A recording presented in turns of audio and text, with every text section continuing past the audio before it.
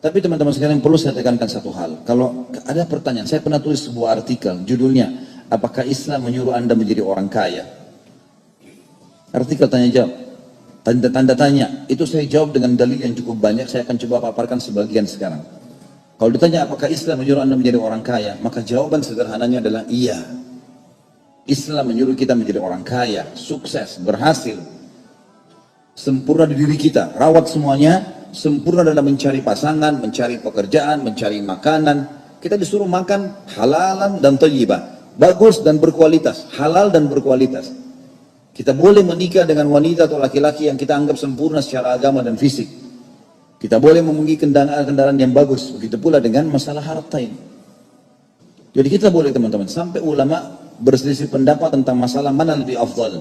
Hamba Allah yang kaya bersyukur dengan hamba Allah yang miskin bersabar. Ini panjang mendapat khilaf di antara ulama. Siapa yang lebih afdal di sisi Allah? Orang kaya yang bersyukur atau orang miskin yang bersabar?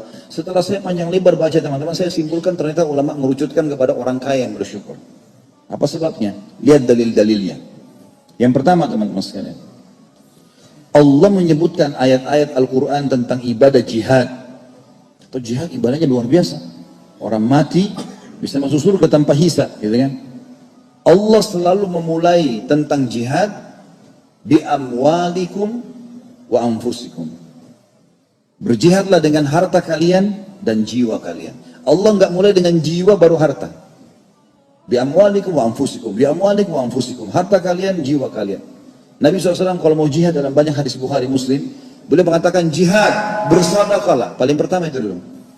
Lalu buka kain besar, seluruh sahabat datang menyumbang. Baru dibentuk pasukan untuk fisik. Harta dulu disuruh kumpul. Jadi di sini teman-teman, poin ini jelas dalilnya kalau harta itu penting dalam agama Islam. Kita lebih dalam sebutkan dalil. Misal masjid ini lagi waktu sholat tiba waktu. Saya ngajak seorang teman, ayo akhi, kita sholat di masjid itu. Sholat duhur misalnya. Baiklah, teman saya mengatakan, iya, saya ikut insya Allah. Kita sama-sama masuk masjid. Waktu sholat di masjid, ini contoh saja perumpamaan, saya mendapat pahala 10 misalnya Allah kasih karena saya sholat. Teman saya dapat 10 karena dia juga sholat. Tapi karena saya ajak dia, saya dikasih pahala ekstra sama Allah 10 seperti pahala dia. Sebagaimana sabda Nabi SAW, "Man dalla ala khairin kana lahu mithlu ajri fa'ilihi min ghairi yanqus min ajri fa'ilihi syai'an." Siapa yang menunjukkan pada kebaikan, dia akan dapat pahala pelaku kebaikan itu tanpa dikurangi sedikit pun dari pahala pelaku itu. Jadi dia dapat 10, saya dapat 10, tapi karena saya ajak dia, saya dikasih 10 oleh Allah. Kan gitu. Sama semua ibadah begitu. Kita jadi penyebab orang lain mengerjakan, kita akan dapat pahala. Ini majelis ilmu misalnya, teman-teman ada yang memang sibuk dari kemarin, sebarin kasih teman-temannya, terus datang semua 10 orang, 20 orang, dia panen pahalanya. Dia dapat pahala, dia juga dapat pahalanya mereka. Tanpa mengurangi pahala mereka. Baik, kita kembali ke kasus sholat tadi. Saya sudah dapat pahala, teman saya dapat pahala ekstra karena saya mengajak dia. Sadar atau tidak sadar teman-teman, saya sama teman saya telah dipanen pahalanya oleh imam. Karena imam dapat pahala makmumnya. Sadar atau tidak sadar teman-teman sekalian, hukum syar'i, muadzin panen pahala satu masjid. Karena dia yang memanggil, gitu kan? Dan ada orang yang lebih hebat lagi teman-teman sekalian.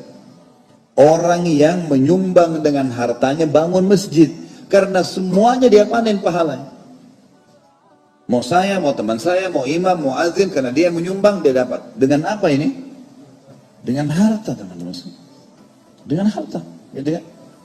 Dan perlu kita tahu teman-teman sekalian, potensi yang Allah berikan kepada kita sama loh. Waktu kita sama 24 jam, mata kita sama 2, hidung kita 1. Kalau orang-orang yang mampu itu misalnya berhasil, sukses, baik di pendidikannya, di ekonominya, kekayaannya, mungkin di rumah tangganya, mereka itu teman-teman sekalian sama. Kalau mereka punya waktu 27 jam, kita 24, mungkin mereka punya ekstra waktu. Ini enggak, waktunya sama. Ya, matanya juga 2 sama dengan kita, sama 2 kakinya. Cuma yang penting bagaimana kita memahami masalah itu. Bagaimana kita jadikan itu sebagai landasan. Ya. Abdurrahman bin Auf radhiyallahu anhu, sahabat Nabi yang mulia, itu sampai pada saat dia menjadi berusaha di Makkah, di Madinah, mulai buka usaha, dia datang dengan pakaian di badan. Begitu dia tiba di Madinah, dia nggak ada duit sama sekali. Dipersaudarakan dengan Sa'ad radhiyallahu anhu, Sa'ad bin Ubadah. Maka Sa'ad berkata, hai Abdurrahman, saya mencintai kau karena Allah, saya akan, istri saya dua, lihat salah satunya, yang kau cocok saya ceraikan, habis iddah kau boleh nikahi. Saya orang kaya di Madinah, setengah kebun kurma punya saya bagi dua sama kamu, miliaran ini ambil saya langsung. Tiba-tiba bisa beristri, padahal dia asing di Madinah, tiba-tiba jadi orang kaya karena setengah kebun Madinah di Madinah dia punya dia. Tapi dia orang mulia, dia mengatakan tidak. Semoga Allah berkahi keluargamu dan hartamu. Enggak usah ceraikan istrimu, saya juga enggak mau hartamu. Tunjukkan saya di mana pasar. Mulailah Abdurrahman pergi ke pasar. Ini bagi teman-teman yang mengatakan, saya kan tidak punya modal Ustaz. Perhatikan, Abdurrahman datang dari Mekah tidak punya modal. Nol. Cuma modal di badan. Datang ke pasar Madinah, dia lihat di pasar.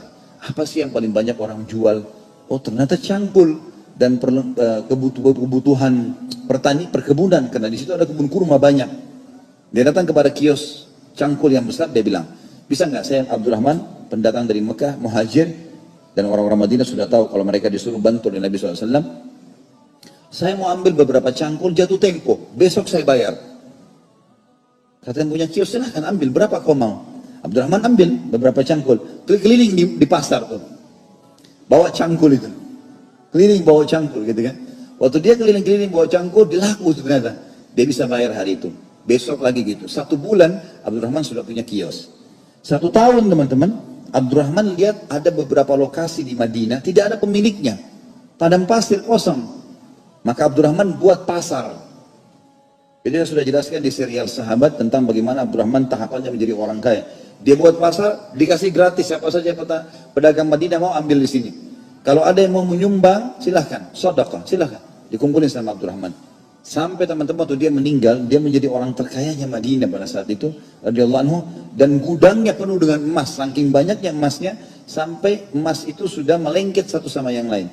Dan waktu mau dibagiin kepada ahli waris termasuk istri dan anak-anaknya radhiyallahu anhu ajmain, itu harus dikampak, dan yang menghantam dengan kampak tangannya sampai memar-memar karena banyaknya harta itu. Tapi Abdurrahman bin Auf adalah pimpinan orang-orang zuhud di dunia, masyhur gitu kan. Jadi jangan sampai kita salah paham dengan hal-hal seperti ini teman-teman. Judul kita, katakan iya untuk sukses, adalah sempurnakan semaksimal mungkin yang kita bisa jangkau. Merawat diri kita, mendapatkan pendapatan, mencari pasangan, titel pendidikan, ya, pasangan, ya, ibadah, semua harus yang terbaik.